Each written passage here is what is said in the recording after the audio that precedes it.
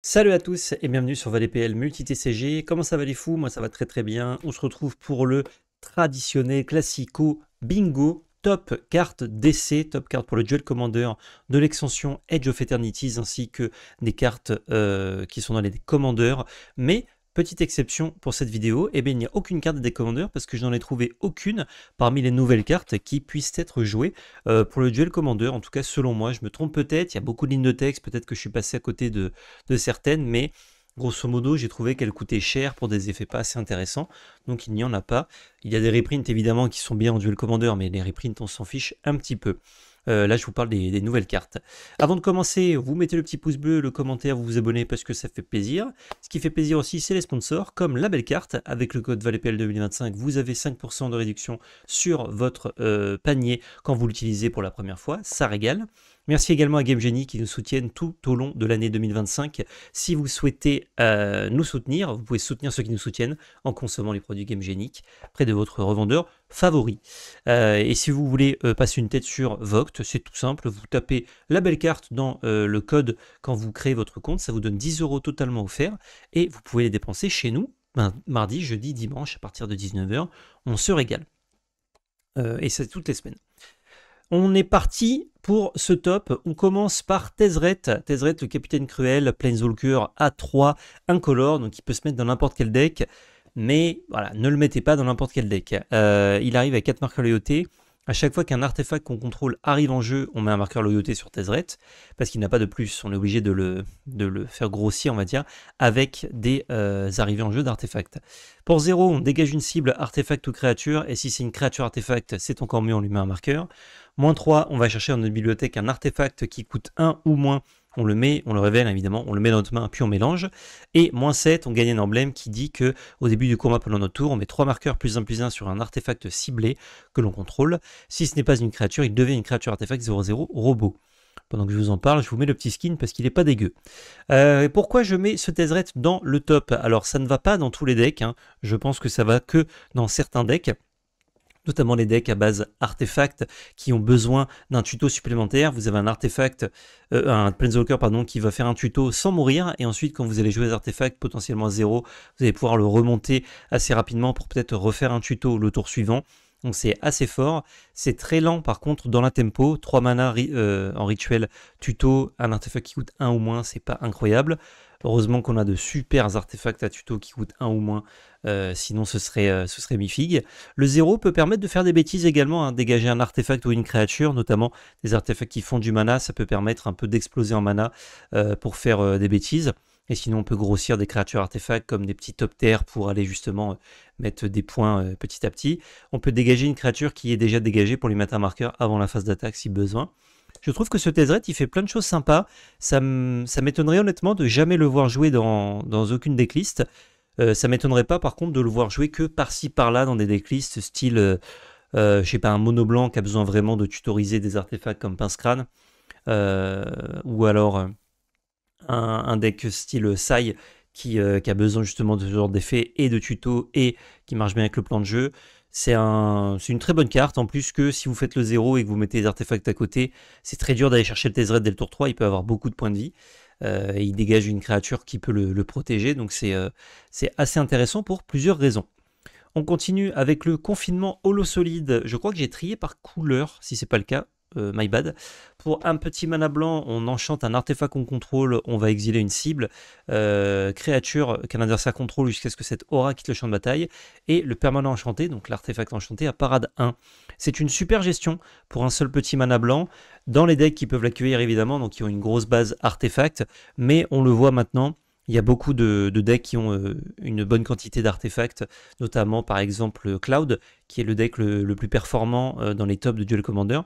Récemment, et qui, dans la command zone, va directement tuto un artefact. Donc ça veut dire que au tour 2, on va le chercher, donc à partir du tour 3, on peut gérer un artefact et l'enchanter avec ce confinement au solide pour gérer une bête. La tempo est excellente dans ce genre de deck. C'est plus rare de s'en servir dans d'autres decks parce qu'il faut vraiment un Arthos et on n'a pas envie de jouer genre des landes d'artefacts exprès pour ça, surtout qu'on les tuto pas, c'est pas ouf. Mais voilà, dans un deck qui, avec votre command zone, vous donne un artefact et qui vous donne accès au blanc évidemment, je trouve que ce confinement le solide, c'est une excellente gestion pour un seul petit mana. Toujours dans le blanc, Inquisiteur Paralux. Alors ça, c'est juste un super drop qu'on peut mettre dès qu'on a envie de jouer un peu agressif, notamment Félia par exemple, on adore. Pour 1, on a une 2-1 Vigilance, Ange et Sorcier. Quand elle arrive, chaque adversaire exile une carte de sa main et peut jouer cette carte tant qu'elle reste exilée, sauf que les sorts coûtent 1 de plus à lancer de cette manière et les terrains arrivent engagés. Il y a des fois ça fera rien, hein, ça va juste exiler un land à votre adversaire qui de toute façon allait arriver engagé. Mais vous avez votre 2-1 pour 1 vigilance, qui sont de très bonnes stats, et la plupart du temps, ça va quand même taxer un petit mana et vous donner une information, puisque l'adversaire, il va certainement choisir quelque chose qu'il a pas envie de jouer de suite, hein, pas on curve, mais qui est quand même une carte du coup, s'il n'a pas envie de la jouer de suite, potentiellement importante. Donc il vous donne l'info de, je sais pas, par exemple, une Vrasse ou un counterspell, un truc comme ça qui est intéressant. Ou bien vous donnez pas d'informations en exilant un truc un peu Rnao, mais dans tous les cas, ça va taxer de 1. Ça va taxer une de ces cartes de 1, il est obligé de vous révéler quelque chose. Donc, je dirais que dans un cas sur 3, un cas sur 4, c'est pertinent le spell exilé en plus de la petite taxe. Et ça suffit, parce que de toute façon, un 2 en vigilance pour 1, c'était pas loin déjà d'être jouable dans les stratégies très aggro blanc. On a plein de 2-1 pour 1 qui font d'autres effets maintenant, donc c'était pas suffisant, mais je veux dire, c'était pas très loin. Alors là, avec cet effet, je pense que on est régalé, et en plus qu'on peut appliquer et réappliquer cet effet avec des cartes comme Félia, surtout que cet Inquisiteur, il n'y a pas de galère de le blinker, puisque très vite, il va plus pouvoir passer sur le board, donc c'est excellent. Déchireur de failles, alors ça, c'est une carte qui existe déjà, mais pas sous ce nom-là, c'est Portable Hall, qui est un artefact. Là, on a un enchantement, si on a besoin de ce genre d'effet en moultes exemplaires, notamment les decks mono blanc. Je parle beaucoup de mono blanc, mais parce que je parle des cartes blanches, hein, évidemment. C'est excellent, et en plus, c'est un joli dessin. Pour 1, en enchantement, on va juste exiler un permanent non-terrain qui coûte 2 ou moins, jusqu'à ce que cet enchantement quitte le champ de bataille. Voilà, exactement comme le Portable Hall, le puits portable. Et pas le trou portable. C'est, comme je le disais, une redondance d'effets, et on aime en Duel Commander avoir des redondances d'effets, puisque plus on a des cartes qui font exactement la même chose, plus les decks font la même chose, et donc sont compétitifs et linéaires, dirais-je. Ensuite, on passe au bleu avec consulter les cartes stellaires, et c'est d'ailleurs la seule carte bleue dont je vais vous parler pour ce top. C'est rare, j'ai l'impression que d'habitude je parle de plus de cartes bleues, mais bon, ça dépend des extensions. Pour 2 mana en éphémère, qui a le kick pour 2 également, on va regarder les X cartes du dessus de nos bibliothèques, X étant le nombre de terrains qu'on contrôle. On met une carte dans notre main, une de ces cartes dans notre main, et si on l'a kické, à la place on va mettre 2 cartes dans notre main parmi ces cartes-là, et on met le reste au-dessous de nos bibliothèques dans un ordre aléatoire. Ça, c'est une carte qui va scale avec la partie, donc c'est très bien dans les decks contrôle. Dans les decks juste tempo aussi, c'est vraiment un piocheur qui est très décent, hein, parce que pour 2 en éphémère, tu vas piocher ta petite carte. On curve, c'est tu regardes 2, t'en prends une, mais plus la partie avance, genre des fois ça va être 2 mana, regarde 10, tu prends une carte, quoi, même sans la kicker.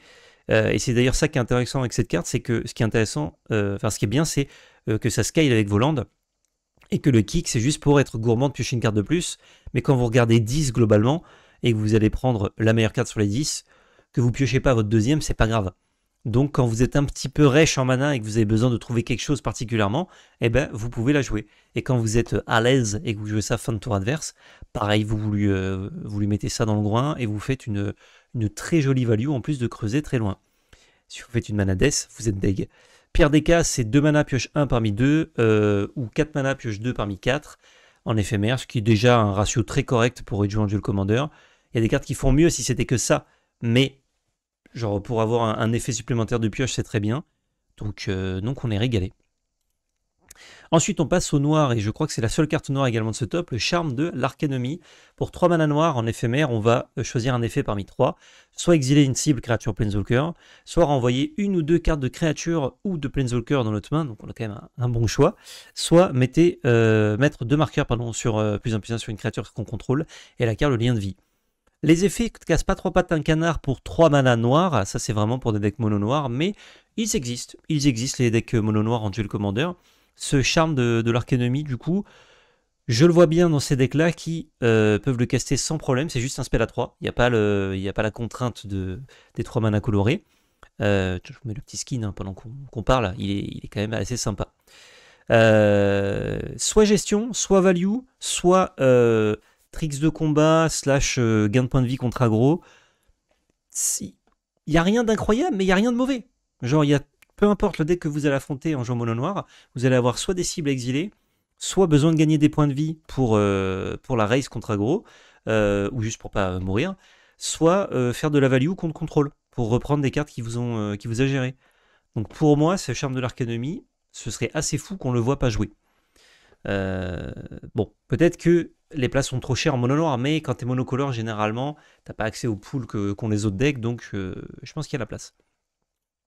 On passe au rouge avec le coureur de Cavaron. Très simple, hein, c'est une 2-1 pour un créature artefact, et quand elle attaque, on peut payer 2 pour faire un 2-2 engagé attaquant qui se sacrifie à la fin du tour, qui est lui-même artefact. Si on a un deck un petit peu bazartos qui en profite, c'est très bien, parce que c'est un artefact qui prend des artefacts. Sinon, c'est simplement un 2-1 pour 1 qui fait la bagarre et qui peut servir de mana sink. Donc de proposer un attaquant supplémentaire, c'est pour passer les points, c'est très bien. Je l'ai joué en scellé notamment, c'était déjà bien. Dans certaines situations, même de l'envoyer se faire bloquer, il n'y a pas de galère. Donc ce coureur de Cavaron, je pense que dès qu'on a une stratégie agressive rouge, on a envie d'en avoir un. Toujours pareil, si notre commandant n'est pas un drop 1 rouge. Donc là, en ce moment, c'est la trend chez les monos rouges. Si on repasse sur des commandants qui coûtent 2 ou plus, on aura très envie d'avoir ce coureur de Cavaron. Même s'il n'a pas la haste, en fait, le fait que ce soit un 2-1 qui, en plus, peut faire du board, c'est intéressant, c'est Scurf tout seul. Si par contre, notre commandant coûte 1 mana, il n'y a pas beaucoup d'intérêt de jouer ce coureur au-delà de notre commandant. Donc, mon avis, on lui dit à plus tard. On passe au vert, le ballot hystérique. Bon, ça, c'est pareil, c'est un peu dans les decks soit grul, soit mono vert. 2 mana vert, 3-2, il peut pas être contrecarré, il piétine, il célérite. Il fait que nos créatures ne peuvent pas être contrecarrées et que les blessures de combat ne peuvent pas être prévenues, ce qui est assez peu pertinent au global. C'est d'immenses stats pour 2 mana. Si on a accès à ce ballot en jeu mono vert ou genre grul base verte, pourquoi s'en priver? Parce que vraiment c'est un tour 2 d'exception. Les autres decks passeront leur chemin parce que c'est 2 mana verts et que c'est chiant à caster. Ensuite, bon, ça c'est que pour les decks land, notamment Azusa. Je vois pas trop les autres decks qui pourraient vouloir jouer ça. Ou peut-être des decks grind, cimetière, Golgari, mais ça m'étonnerait. Explorateur, laboureur de glace. Pour 4, on a une 2-4 qui est insecte et éclaireur. On peut jouer un terrain supplémentaire pendant chacun de nos tours. On peut jouer des terrains depuis notre cimetière. Et quand un terrain arrive en jeu, on meule. Ça, c'est une carte vraiment extraordinaire pour Azusa, je trouve, puisqu'on veut jouer des terrains supplémentaires. On veut rejouer des terrains de notre cimetière. Et on veut on veut remplir notre cimetière parce qu'il y a des cartes extrêmement importantes qui ont besoin du Delirium notamment, ou simplement on a accès à d'autres landes en les meulant, puisqu'on peut les jouer grâce à cet explorateur laboureur de glace, ou d'autres effets. Donc c'est vraiment trop bien, ça marche trop bien avec des fetch qui nous permettent de faire double land drop, donc double meule dans le tour, voire même quadruple land drop, puisqu'on on joue le fetch du cimetière, effet on se meule, on fetch, on va chercher une forêt, effet on se meule, deuxième land du tour, on rejoue le fetch du cimetière, hop, etc. Donc c'est vraiment très bien. Même si ça coûte un peu cher, 4, mais on joue des trucs à 4 un peu gras, un peu vulgaire, j'ai envie de dire, dans Azusa. Donc ça pose pas de soucis. Et en plus, il y a un petit skin assez sympa, un peu futur, un peu Yu-Gi-Oh! Qu'on apprécie. Ou qu'on n'apprécie pas, mais moi j'apprécie. On passe, bon ça je suis peut-être un peu biaisé, mais on a une 2-3 pour 2, Veille du vaisseau ensemenceur, en Golgari. Quand il arrive, on meule 3 cartes, et pour 5, on le sacrifie, on réanime une créature ou un vaisseau spatial, on s'en fout, depuis notre cimetière sur le champ de bataille, uniquement en rituel.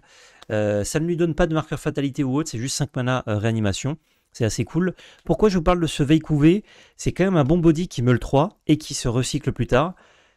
Et des decks comme Grist, même si c'est vraiment pas du tout présent dans le metagame en ce moment, je serais très content d'avoir un body qui tempère aggro, ou qui peut juste mettre la pression éventuellement, qui remplit le cimetière, qui réanime des trucs qu'on a mis au cimetière, notamment avec des cartes comme survie du plus apte ou autre. Et en plus de ça, petit effet qui se coule qu'on oublie, c'est que c'est un insecte. Ça veut dire que si on le meule sur Grist, on répète le processus, donc on remeule une carte et on refait un insecte, si je dis pas de bêtises. Donc voilà. D'ailleurs, cette carte-là est insecte aussi, si jamais on la joue dans Grist. Donc on va pas la jouer dans Grist parce que c'est un insecte, mais il se trouve que si elle est suffisamment bien pour être jouée dans Grist parce que ses effets sont cool et ses stats sont bien, bah, ça peut avoir ce petit effet, oups, j'ai meulé un insecte. Dernière carte dont je vais vous parler pour ce top, c'est Cavaron. Je ne vous parle pas du cycle parce que je trouve que globalement le cycle est très lent pour le Duel Commander, mais ce Cavaron, Il a ce côté un peu gratos d'être joué dans pas mal de decks, je pense. Quand je dis pas mal, c'est peut-être 2 ou 3, mais c'est déjà sympa. C'est un land qui arrive engagé, qui fait du rouge. On peut, avec sa capacité de station, engager des créatures pour mettre autant de marqueurs charge dessus que la force de la créature engagée uniquement en rituel. Et quand il est actif, c'est-à-dire quand il a au moins 12 marqueurs charge, on peut payer 3, 2 et l'engager, donc 3, sacrifier un terrain pour créer un robot 2-2, et les créatures qu'on contrôle ont +1/+0 la célérité.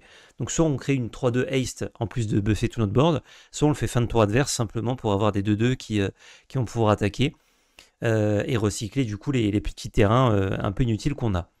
C'est une capacité, enfin un terrain qu'on adorerait avoir dans un deck agressif, sauf que un land engagé qui nécessite d'engager plein de bêtes pour le charger, c'est pas fou.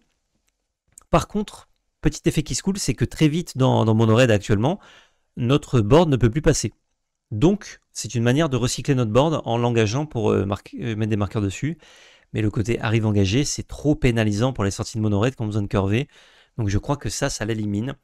D'autres decks rouges un peu plus mid-range pourraient tirer parti de ce cavaron.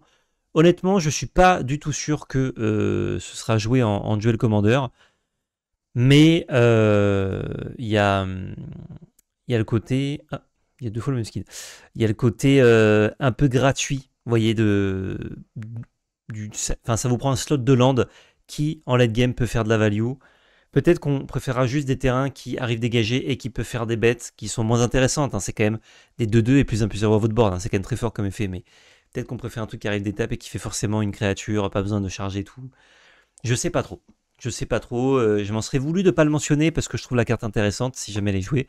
Mais voilà, comme je vous le dis, pas trop de surprise non plus si elle trouve jamais sa place à cause de la première ligne de texte. Fin de ce top, Duel Commander, plus court que d'habitude, hein, moins de cartes intéressantes, je trouve, pour le DC. Peut-être qu'il y en a que j'ai loupé, dites-les-moi, nommez-les-moi en commentaire. Notamment, peut-être, il y a peut-être un commandant qui est peut-être OK dans les packs de Commander, mais je les trouve un peu chers ou un peu lents, donc je suis pas sûr. Et il y a peut-être aussi des zones co qui peuvent être des bons commandants. Je les ai lus, j'ai pas l'impression que ce soit le cas, mais peut-être que je suis passé à côté encore une fois. Des bisous à tous, à très bientôt pour de nouvelles vidéos Duel Commander et autres sur cette chaîne. Et surtout n'oubliez pas, c'était de la belle magie. Ciao tout le monde.